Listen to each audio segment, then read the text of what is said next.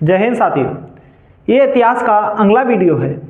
इससे पहले वाले वीडियो में हम महाजनपद को देख चुके थे और ट्रिक के माध्यम से सभी को हम याद भी करा चुके थे। इससे पहले हमारा उद्देश्य रहता है कि आपको बहुत ही कम समय में बहुत अच्छा पढ़ाई का साधन उपलब्ध करा सकें, बहुत अच्छे से आपको समझा सकें बहुत कम समय में। और इससे पहले मैंने बता दिया था आपको, जब इतिहास शुरुआत किया था तो हमने पाषाण काल बताया था। पाषाण के काल में फिर उसके बाद सिंधु घाटी सभ्यता बता दी थी, जो बताई थी 2500 से 1750 के बीच यहाँ सिंधु घाटी सभ्यता बता दी थी। इसके बाद फिर बीच में कुछ समय रहा था, फिर उसके बाद आ गया था वैदिक काल, और वैदिक काल का ये समय बता दिया था 1500 से वैसे 600 का था। तो यहाँ पे ये वाला जो वैदिक काल था वो क्या हो जाएगा, ऋग्वैदिक काल हो जाएगा, और ये वाला उत्तर वैदिक काल हो जाएगा। यहाँ बता दिया था जब उत्तर वैदिक काल में यानी कि 600 ईसा पूर्व में क्या हुआ कि जब लोहे की खोज हो गई तो जो भी महाजनपद थे, जो हमने आपको बताए थे, तो वो महाजनपद आपस में क्या होने लगे। अब जनपद क्या होते हैं, महाजनपद कैसे बदलने लगे। पहले लोगों में क्या था, कबीला था। कबीला किस में बदल गया, ग्राम में बदल गया, और ग्राम से बदल के क्या बन गया, जनपद बन गया, और जनपद से महाजनपद बन गया। और कुल महाजनपद बने 16 महाजनपद। कितने बने, 16 महाजनपद। देखो, जब लोहे की उत्तर वैदिक काल में किसकी, लोहे की जब खोज हो गई 600 ईसा पूर्व, तो क्या हुआ, जो ग्राम था जो वो किस में बदल गया, कबीला में बदल गया, कबीला ग्राम में बदल गया, ग्राम जन में बदल गया, और जन से जनपद बन गया, और फिर महाजनपद बन गया, और कुल मिला के 16 महाजनपद बन गए। जो 16 महाजनपद थे मैंने आपको पीछे वाले वीडियो में बहुत अच्छे से समझाए हैं, याद कराने का भी भरजोर प्रयास किया है। तो अगर इससे पीछे वाला आप वीडियो देखेंगे तो उसमें आप ये जितने भी 16 महाजनपद हैं उनको याद कर पाएंगे। मैंने बता दिया था कि भारत से बाहर जो 2 महाजनपद थे, एक था कंधार, एक गंधार था, और एक कंबोज था। कंबोज की राजधानी बता दी थी हाटक बता दी थी, गंधार की बता दिया था तक्षशिला।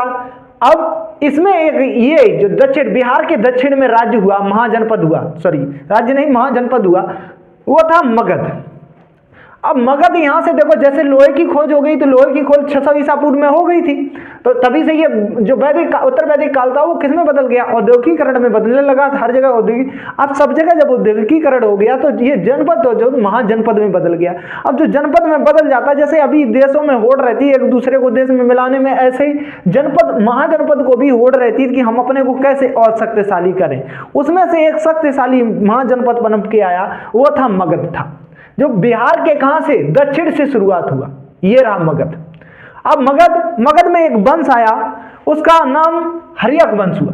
ठीक है, क्या हुआ, हर्यक वंश। अब इसके अगर समय काल देखा जाए, वैसे एग्जामों में आजकल ज्यादा समय नहीं पूछा जा रहा है, पहले ऐसा समय था, प्रचलन था कि जो रेलवे के जो बैंक के एग्जाम होते थे तो उनमें दिमाग को ज्यादा चेक करने के लिए वो लोग इसका समय पूछ देते थे। तो अब ऐसे क्वेश्चन नहीं पूछे जाते हैं, तो अब तो सीधे सीधे हल्के से क्वेश्चन पूछे जाते हैं। देखो, महाजनपद जो था, ये महाजनपद यानी कि मगध, 16 महाजनपदों में से एक मगध महाजनपद जो शक्तिशाली विकसित हुआ, उसमें एक वंश बना हर्यक वंश। पहला अगर वंश की स्थापना देखी जाए तो पहला यही राजवंश है जो हर्यक वंश है। कौन सा है, हर्यक वंश है। हर्यक वंश, अब हर्यक वंश का टाइम देखा जाए तो 544 से ये 412 के ईसा पूर्व रहा है, यानी कि ईसवी पहले, ईसा के जन्म से पहले। इसके संस्थापक की बात की जाए तो इसके संस्थापक थे बिंबिसार, ना कि बिंदुसार। आप आगे इतिहास में पढ़ेंगे कि बिंदुसार आप आगे पढ़ेंगे, चंद्रगुप्त मौर्य का जो लड़का था उससे बिंदुसार, ये तो अशोक के पिताजी बिंदुसार, वो बिंदुसार थे, ये बिंबिसार है। क्या समझना है, बिंबिसार। जो पहला राजवंश हुआ हर्यक वंश के संस्थापक हुए बिंबिसार, और बिंबिसार ने अपनी राजधानी को राजगिरह को बनाया या गिरिब्रिज को बनाया। इसका कारण ये था कि जो मगध था, मगध में यहाँ पे ये पहाड़ पे इसकी राजधानी को बनाया गया था, पहाड़ पे था तो पहाड़ पे ही इसकी राजधानी को बनाया गया था। कितना, कहाँ पे, राजगिरह में क्या बनाएगी, इसकी राजधानी बनाएगी। और जो बिंबिसार था उसने 52 वर्ष तक क्या किया था, राज्य किया था। अब इसमें आ जाएगा, देखो, जब ये यहाँ पे महाजनपद में अपने मगध में इसने राजधानी बनाया तो इसने सर्वप्रथम अपने को शक्तिशाली दिखाने के लिए अंग पे क्या कर लिया, कब्जा कर लिया। यहाँ पे अंग था, ठीक है, तो ये अंग को इसने मिला लिया। इसमें बिंबिसार ने अंग को मिला लिया, और यहाँ के राजा जो थे ब्रह्मदत्त को हरा के क्या किया, अपने में मिला लिया। अब इसका क्या हुआ, मगध का थोड़ा बस क्या बढ़ा, क्षेत्रफल बढ़ गया। अब मगध में किसके अंग भी मिल गया इसमें, अंग में आपको आगे पढ़ेंगे, इसका अभी आपको पुत्र बताएंगे। इसका पुत्र है, ठीक है, ये इसने, इसका पुत्र अजातशत्रु है। अजातशत्रु को इसने वहां का क्या किया, ब्रह्मदत्त को हराकर अजातशत्रु को वहां का क्या बना दिया, वो सम्राट बना दिया, यानी कि वहां देख रेख करने के लिए बना दिया। अब इसने अपना ज्यादातर क्षेत्र विस्तार, बिंदुसार को कहा जाता है, इसने अपना क्षेत्र विस्तार विवाह के माध्यम से किया था। विवाह कर करके क्या किया, अपना क्षेत्र विस्तार करता चला गया। ऐसे इसने अपने ज्यादा लड़ाई लड़के नहीं जीता, ज्यादातर इसने विवाह करके जीता। इसकी अगर देखा जाए तो इसके विवाह 4 पत्नियां थी इसकी। कितनी थी, 4 पत्नियां। पहली इसने शादी महाकौशली, कौशल नरेश जो कौशल के राजा थे, ठीक है, उनसे, उनकी पुत्री से महाकौशली से की। ठीक है, किससे की, महाकौशली से की। और महाकौशली से की, और इनके जो महाकौशली थे उनके भाई थे प्रसेनजीत। आप प्रसेनजीत को बहुत अच्छे से याद रखना। देखो मैंने आपको बता दिया, हर्यक वंश का संस्थापक बिंदुसार हुआ। उसने राजधानी क्या बनाई, राजगृह या गिरिब्रिज बनाई, ठीक है, जो पहाड़ पे थी। और ये मगध क्या था, महाजनपद था। मगध में क्या मिला लिया, अंग मिला लिया। जब अंग मिलाया तो ब्रह्मदत्त को हराया। अब इसके बाद इसका विवाह इसके 4 विवाह हुए थे। ये अपना क्षेत्र विस्तार विवाह के माध्यम से करना चाहता था। तो इसने पहला विवाह जो महाकौशली से किया था, जो कौशल नरेश की क्या थी, पुत्री थी। इसका भाई प्रसेनजीत था। प्रसेनजीत आप बहुत याद रखना, आगे आएगा तो प्रसेनजीत। अब इसने दहेज में क्या ले लिया, काशी से मिला। और उस समय से जब ये और अब इसे ये यहाँ पे था काशी उत्तर प्रदेश में, तो अब इसे काशी क्या हुआ, इसे काशी मिल गया। काशी जब इसे मिल गया तो अब इसका क्षेत्र विस्तार इतना हो गया। उस समय जब 500 ईसा पूर्व की बात बता रहा हूं, तब काशी से 1 लाख का क्या आता था, कर आता था। तो समझ लो कितना महत्वपूर्ण रहा होगा इसके लिए। तो इसने दहेज में एक विस्तार कर लिया, किससे, महाकौशली से शादी करके। ठीक है, इसके बाद दूसरी शादी इसने वैशाली के लिच्छवी नरेश चेतक की क्या की, बहन से, चेलन्ना से की। और चेलन्ना को यह सर्वाधिक ज्यादा चाहता था, सबसे ज्यादा अगर किसी को चाहता था तो वो चेलन्ना को चाहता था। इसका चेलन्ना से ही इसका एक पुत्र हुआ है अजातशत्रु। बिंबिसार का लड़का कौन हुआ, अजातशत्रु। अजातशत्रु, अब देखो अगला जो तीसरा विवाह किया है इसने, वो विवाह किया है पंजाब के भद्र, या भद्र लिखा होगा या मद्र लिखा होगा, कुल की एक क्षेमा से किया। किससे किया, क्षेमा से। पहली पत्नी कौन हुई इसकी, पहली पत्नी बता दी यहाँ पे, कौशली, महाकौशली हो गई। दूसरी क्या बता दी, दहेज। और दूसरी चेलन्ना हो गई। तीसरी कौन हो गई, क्षेमा हो गई। और तीसरी और चौथी पत्नी इसकी हो गई आम्रपाली, जो एक वैशाली की क्या थी, गड़का यानी कि गायक थी। ये बज्जी वैशाली, ये वाला मत समझ लेना, ये वैशाली की क्या थी, गायक थी। अभी ये वैशाली पे इसने आक्रमण ना तो कुछ किया, अब बज्जी थी, इसकी वैशाली राजधानी थी। ठीक है, तो अब इसने क्या किया, अब गड़का से इसने शादी कर ली। इसके बाद क्या हुआ, इसके यहाँ एक वैद्य रहता था। किसके यहाँ, बिंबिसार के यहाँ। बिंबिसार के यहाँ एक वैद्य रहता था जिसका नाम जीवक था। क्या था, जीवक था। और जीवक उन समय उन वैद्यों में, उच्च कोट के वैद्यों में गिना जाता था। क्या हुआ, ये मध्य प्रदेश में जो अवंती था, यहाँ पे मध्य प्रदेश में जो अवंती था, महाजनपद जो अवंती था, वहां के राजा थे चंद्रप्रदोत। चंद्रप्रदोत को कहते हैं कि कोई लाइलाज बीमारी हो गई। और जब लाइलाज इनको बीमारी हो गई तो इन्होंने कहा, अपने वैद्यों से सभी दिखा दिया, सभी वैद्यों ने कह दिया कि अब आप जीने वाले हैं नहीं। तब क्या हुआ, तो इन्होंने कहा कि अगर मेरा कोई, यानी कि चंद्रप्रदोत ने कहा कि अगर मेरा कोई इलाज कर दे और मुझे अगर सही कर दे तो मैं उसे अपना आधा राज्य क्या करूंगा, उसे दे दूंगा। यहां पे मौका मिल गया किसको, बिंबिसार को। बिंबिसार ने अपना जो इसका राजवैद्य था जीवक को भेजा अवंती में भेज के चंद्रप्रदोत को क्या कर दिया, जीवक ने एकदम सही कर दिया। जो बीमारी और वैद्य सही नहीं कर पा रहे थे, और जीवक ने क्या कर दिया, चंद्रप्रदोत को सही कर दिया। और इस खुशी में चंद्रप्रदोत ने, अवंती के नरेश चंद्रप्रदोत ने अपना आधा राज्य किसको दे दिया, मगध महाजनपद में आधा मिल गया। ये कितना मिल गया, आधा किसमें मिल गया, अंग में मिल, और सॉरी अवंती में मिल गया। अंग तो पहले ही मिला लिया था। अब ऐसे इसका अपना क्षेत्र विस्तार बढ़ाते हुए इसने क्या किया, वैशाली पे आक्रमण किया। किस पे आक्रमण किया, वैशाली पे बिंबिसार ने आक्रमण किया। जब इसने वैशाली पर आक्रमण किया तो यह सफल नहीं हो पाया। क्या हुआ, सफल नहीं हो पाया। वहां के राजा ने इसे क्या कर दिया, हरा दिया। फिर क्या हुआ, अब इधर इसका जो लड़का था अजातशत्रु, अब उसकी कहानी सुनो। अजातशत्रु बड़ा हो गया और अभी भी बिंबिसार लगातार शादी कर रहा था। तो बिंबिसार लगातार शादी कर रहा था, तो अब इसे भी शादी करनी थी। अब आपको एक बात अच्छे से समझना है, इसके मामा थे प्रसेनजीत, और प्रसेनजीत की पुत्री थी वजीरा। क्या थी? बजीरा। बजीरा जो है वो अजातशत्रु को बहुत ज्यादा चाहती थी, अजातशत्रु में शत्रुओं का नाश करने वाला। तो बजीरा जो है अजातशत्रु को बहुत ज्यादा चाहती थी और बजीरा कह रही थी इससे कि तुम्हारे पिताजी हटने का नाम ही नहीं ले रहे हैं, देखो अब भी शादी कर रहे हैं, लगातार 4 पत्नियों से शादी कर चुके हैं, कब तुम्हारे पिताजी हटेंगे और कब तुम राजा बनोगे, कब तुम हमसे शादी करोगे? हमने आपको बता दिया था, प्रसेनजीत जो था वो किसका, आपको मां कौशली का क्या बता दिया था, भाई बता दिया था, कौशल नरेश का। तो इसने क्या किया, अब इसका दिमाग टनक गया, इसका दिमाग घूमा और इसने क्या किया, उठा के सीधा ही क्या किया, अपने बाप बिंबसार को ही क्या कर दिया, मार दिया। बिंबसार का किसने, इसने भाला भोंक के क्या कर दी, इनकी हत्या कर दी। इस कारण इसे पितृहंता, बौद्ध ग्रंथ में जो पिता को मारने वाला होता है उसे पितृहंता कहते हैं। इस कारण इसे क्या कहा गया, पितृहंता कहा गया। क्या कहा गया, पितृहंता कहा गया। अजातशत्रु का अगर समय देखा जाए तो इसका 492 ईसा पूर्व से 460 ईसा पूर्व रहा है और इसकी चाहत किससे हो गई थी, जो बजीरा से हो गई थी। बजीरा के कारण ही इसने अपने पिताजी को, बिंबसार को क्या कर दिया था, मार दिया था।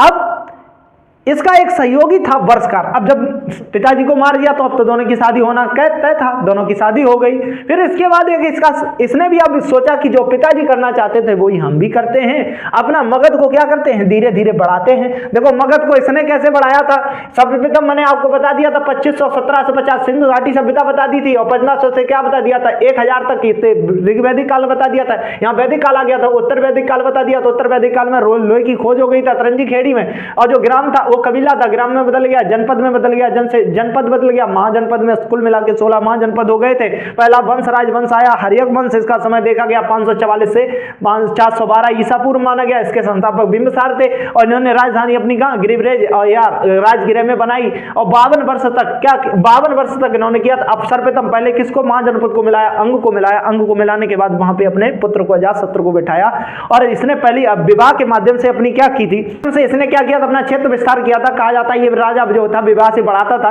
तो पहला इसने शादी महाकौशली से, कौशल नरेश की महाकौशली से की और इसका भाई प्रसेनजीत था, दहेज में काशी लिया। काशी का उस समय 1 लाख क्या आ रहा था, टैक्स आ रहा था। और वैशाली के लिच्छवी नरेश की चेतक की बहन से इसने चेलन्ना से शादी की, चेलन्ना को सर्वाधिक जानता था। उसके बाद पंजाब के एक मद्र कुल की चैमा से शादी की, आम्रपाली जो वैशाली की गायिका थी उससे शादी की। ये तो इसकी 4 पत्नियां हो गई। फिर इसने अपने राजवैद्य अवंती के जो नरेश थे वो बीमार पड़ गए थे, चंद्र प्रदोत को सही कराया जीवक के द्वारा और अपना उसका आधा राज्य क्या कर लिया, वापस ले लिया। फिर इसने वैशाली पर आक्रमण किया, परंतु वैशाली पर आक्रमण इसका सफल नहीं हो पाया। फिर इसके पुत्र ने ही इसकी भाला भोंक कर क्या कर दी थी, हत्या कर दी थी अजातशत्रु में। अजातशत्रु का टाइम देखा जाए 492 ईसा पूर्व से 460 ईसा पूर्व रहा है। अब इसे अजातशत्रु में इसी होता है शत्रुओं का नाश करने वाला। इसका मामा था प्रसेनजीत, यानी कि किसका भाई, किसका, महाकौशली का भाई था, उसकी पुत्री थी बजीरा। बजीरा को अजातशत्रु ज्यादा चाहता था। इसके कहने पे इसने क्या किया था, अपने बाप को क्या कर दिया था, मार दिया था। कहने पे कहें या रणनीति के तहत कहें, अपने बाप को क्या कर दिया था, मार दिया था, जिससे इसकी पिता की पितृहंता कहा गया इसके। अब इसने क्या किया, अब इसने यानी कि अजातशत्रु ने अपना क्षेत्र विस्तार शुरुआत किया। इसके सहयोगी वर्षकार था, कौन था, वर्षकार के सहयोग से इसने वैशाली का क्या लिया, भेद लिया।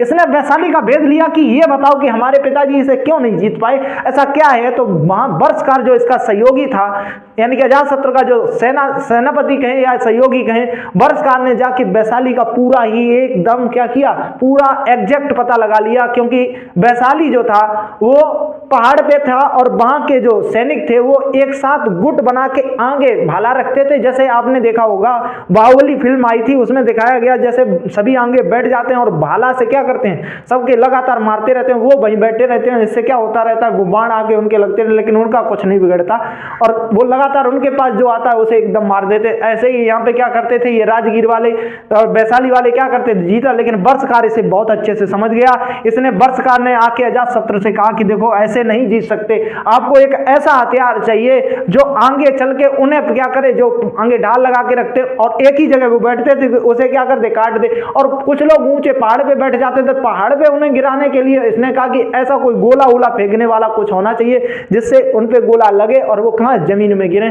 तो इसने नए 2 हथियार बनवाए थे। एक था रथ मूसल, एक रथ मूसल था, यानी कि जिसमें आप लोगों ने बाहुबली फिल्म देखी होगी जिसमें बल्लाल देव लेके चलता है, जिसमें आगे ब्लेड लगे हुए थे जो लगातार क्या करता है, लोगों को काटता रहता है। तो इसी का रथ मूसल लिया, क्या लिया, रथ मूसल लिया और एक महाशिला कंटक बनवाया। क्या बनाया, महाशिला कंटक बनाया। क्या महाशिला कंटक, महाशिला इतना बड़ा बड़ा पत्थर गुले पहले रख के और उस पर एकदम फेंक देता था दूर, जो पहाड़ पे बैठे होते थे उनसे गोला जिसके लगता था एकदम गिर जाता था या वहां से बरल खत्म ही कर देता था। तो इसने दो हथियार यूज किए थे, रथ मूसल और महाशिला कंटक। इसका जो समय था वो जैन और बौद्ध धर्म के समकालीन था ये, और इसकी बड़ी घटना इसके समय ये हुई थी कि महात्मा गौतम बुद्ध की इसके समय क्या हो गई थी, मृत्यु हो गई। फिर इसका भी पुत्र आया, इसके भी दो पुत्र हुए, इसके दो पुत्र हुए, एक पुत्र था उदयभद्र और दूसरा था उदयन।